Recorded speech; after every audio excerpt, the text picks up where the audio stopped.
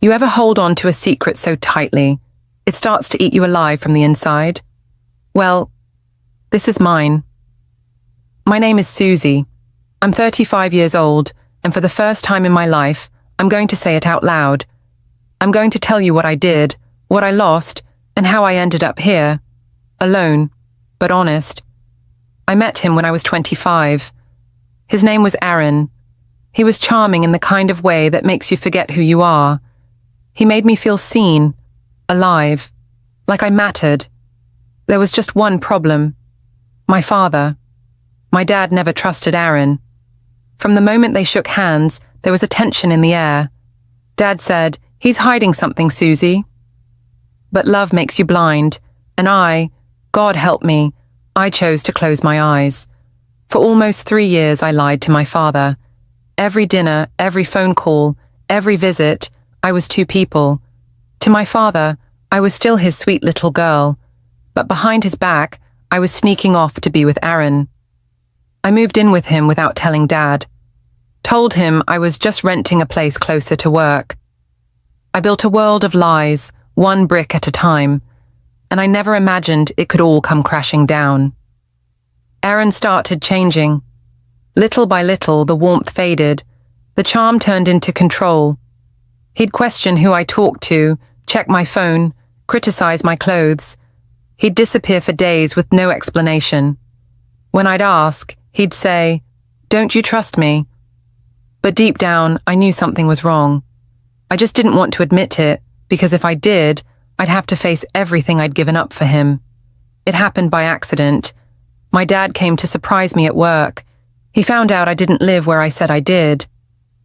The next day, he showed up at Aaron's place. I wasn't there. They had words, bad ones. Dad called me crying, not angry, broken. "I don't even know who you are anymore, Susie," he said. That call was the last time I ever heard his voice. He had a heart attack that night. He died alone, and I was with the man I chose over him. I didn't even get to say goodbye. I went to the funeral, and I stood in the back. My family barely looked at me, and I didn't blame them, because I knew my father died of a broken heart, and I was the one who broke it. A month later, Aaron was gone. He emptied our joint account, disappeared. Turns out he had been using me. He had a record, fraud, theft, even another woman in another state. Everything my father warned me about was true, and now I had nothing. No money, no partner, and no father to run to. I moved back to my childhood home. It was empty and cold, like a museum of regrets. I'd sit in his favorite chair, just wishing for one more conversation. But silence was all I had. I started therapy. I got a job. Slowly, I started piecing together a life. But every night before I closed my eyes, I'd hear his voice. "I just want you to be safe, Susie. You don't move on from something like that. You carry it. In every birthday he missed, every Christmas I spent alone, every mistake I couldn't tell him about. I live with that pain. And maybe that's fair. But I also live with the truth now. And the truth is, he loved me more than anyone ever has. And I broke that love. If you're still watching, thank you. This isn't just a confession, it's a warning. Love should never cost you your family.